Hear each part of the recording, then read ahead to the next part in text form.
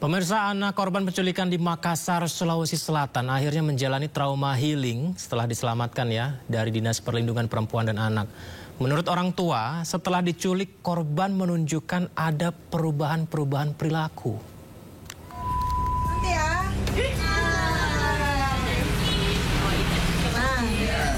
Balita korban penculikan di Makassar menjalani trauma healing dari Dinas Perlindungan Perempuan dan Anak di rumahnya di Kota Makassar, Sulawesi Selatan. Upaya pemulihan dilakukan melalui layanan trauma healing khusus anak dan keluarga dengan pendampingan psikolog serta psikiater profesional. Pendampingan dilakukan sebagai bentuk penanganan awal agar korban tidak mengalami trauma berkepanjangan. Kami di sini datang untuk penanganan trauma healing. Jadi lebih ke pendekatan ke anak, jangan sampai ada trauma dan sebagainya. Ini tahap pertama karena kemarin beberapa hari ini kami tidak muncul dulu dari kepolisian karena terlalu banyaknya orang. Ya, jadi alhamdulillah sudah berjalan dan ini akan bertahap terus. Jadi kita mulai dari asesmen tadi, kemudian kami konseling masuk dengan trauma healing. Jadi kita mau melihat apakah anak ada trauma atau tidak, tetapi kami nggak bisa jawab sekarang. Sementara itu, menurut orang tua, korban merupakan anak yang aktif dan mudah akrab dengan orang lain. Namun kini menunjukkan perubahan perilaku usai menjadi korban penculikan. Ya kan biasa dia memukul pelan, dia agak-agak keras gitu. Oh gitu, berarti lagi agak-agak agresif. Korban yang masih berusia 4 tahun diculik selama 6 hari. Polisi mengungkap korban dijual seharga 80 juta rupiah oleh jaringan pelaku lintas provinsi. Hingga kini sudah ada 4 orang yang ditetapkan sebagai tersangka. Dari Kota Makassar, Sulawesi Selatan, Muhammad Durbone, iNews melaporkan. Kita ke informasi lain. Polisi mengungkap proses panjang di balik penemuan balita perempuan berusia 4 tahun yang kini sudah kembali ke pangkuan kedua orang tuanya. Korban berhasil diselamatkan setelah negosiasi alot antara polisi dan para ketua adat suku Anak Dalam di pedalaman Jambi.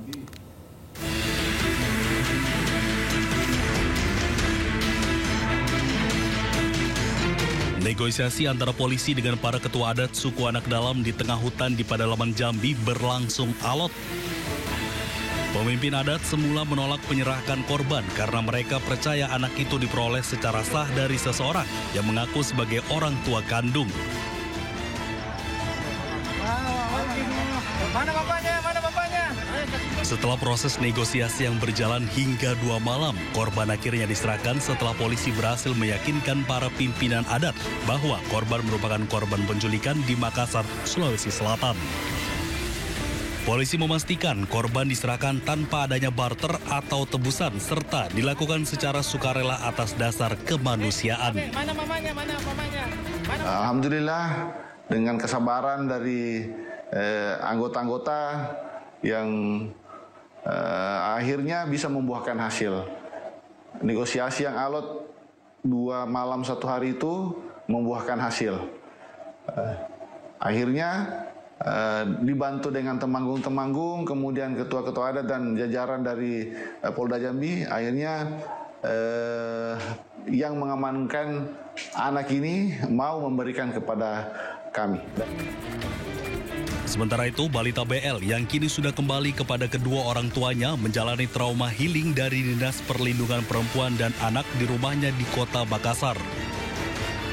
Upaya pemulihan dilakukan melalui layanan trauma healing khusus anak dan keluarga dengan pendampingan psikolog serta psikiater profesional. Pendampingan dilakukan sebagai bentuk penanganan awal agar korban tidak mengalami trauma berkepanjangan. Dari Kota Makassar, Sulawesi Selatan, Muhammad Nurboni, iNews melaporkan. Sebelumnya 4 pelaku penculik balita di Makassar, Sulawesi Selatan dibekuk di 3 lokasi berbeda. Para pelaku terhubung melalui grup di media sosial.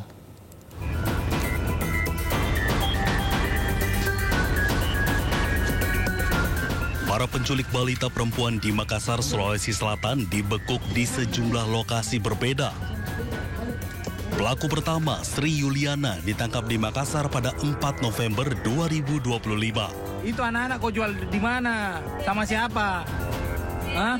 Siapa namanya itu orang? Orang namanya siapa? Berapa kau jualkan? 3 juta. Usai membekuk Sri, polisi bergerak ke Sukoharjo, Jawa Tengah dan menangkap Nadia Hutri pada 6 November 2025. Makassar, dari Makassar. Dari Sukoharjo, polisi bergerak ke Jambi dan menangkap pelaku ketiga dan keempat, Meriana dan Adit Saputra.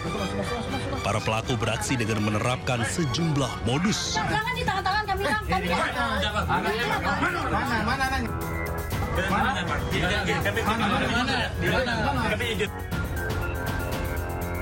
Pelaku penculikan mengaku korban merupakan anaknya dan menawarkan adopsi secara ilegal karena kebutuhan ekonomi.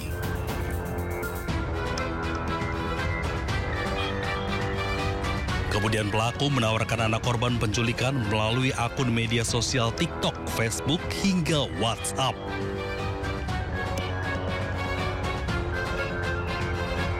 Setelah mendapatkan penawaran, korban dari Makassar dibawa ke Jakarta sebelum akhirnya mendarat di Jambi. Korban dijual secara berantai. Pelaku penculikan menjual korban seharga 3 juta rupiah, kemudian dijual lagi seharga 15 juta rupiah ke pasangan suami istri, dan terakhir dijual ke wilayah suku anak dalam Jambi dengan harga 80 juta rupiah.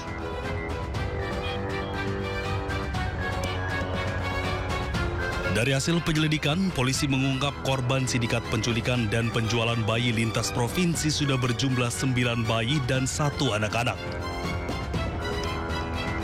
Nah, jadi cara berhubungannya di sosmed. Sebenarnya ada beberapa grup di Facebook yang khusus membahas tentang seperti ini. Ini bahasanya adopsi. Oh, gitu. Nah, ada grupnya di sana, dan di sana juga kadang-kadang ada orang yang mencari anak, apakah mungkin buat orang lain atau buat diri sendiri. Kini polisi tengah menelusuri admin grup media sosial Facebook tempat para pelaku penculikan saling terhubung. Tim Liputan iNews melaporkan. Di tengah sukacita pertemuan orang tua dengan balita berusia 4 tahun yang sempat menjadi korban penculikan dan tadi kita bisa simak sudah berhasil diselamatkan, ternyata pemirsa masih ada 2 anak lainnya lagi hingga sekarang belum diketahui keberadaannya. Bahkan salah satu di antaranya sudah hilang sejak 1 September 2022 atau tepatnya 3 tahun lalu.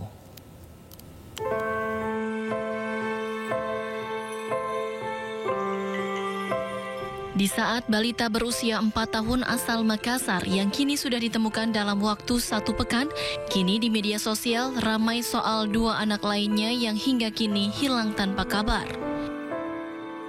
Adalah Alvaro Kiano Nugroho, bocah berusia 6 tahun yang hilang di Pesanggerahan, Jakarta Selatan. Alvaro dinyatakan hilang sejak 6 Maret lalu, yang artinya telah berlangsung selama 8 bulan. Melalui akun media sosialnya, Ibunda Alvaro kerap memposting harapannya agar bisa bertemu dengan putranya kembali. Sementara pihak kepolisian mengatakan masih mencari keberadaan Alvaro ke sejumlah wilayah seperti Cilegon, Banten, hingga ke Batam, Kepulauan Riau. Selain Alvaro Kiano Nugroho, ada juga balita bernama Kenzi Alfarizi yang hingga kini belum diketahui keberadaannya. Bocah laki-laki ini diketahui hilang sejak 1 September 2022 atau masih berusia 3 tahun. 3 tahun berlalu, keberadaan Kenzi belum diketahui. Saat itu Kenzi menemani ibunya berjualan di warung depan rumahnya di Dusun Danau, Kabupaten Bungo, Jambi. Namun saat ibunya selesai melayani pembeli, Kenzi tiba-tiba sudah tidak ada di tempatnya bermain. Keluarga menyebut hingga kini tidak ada lagi kabar dari kepolisian mengenai perkembangan pencarian putranya. Tim Liputan iNews melaporkan.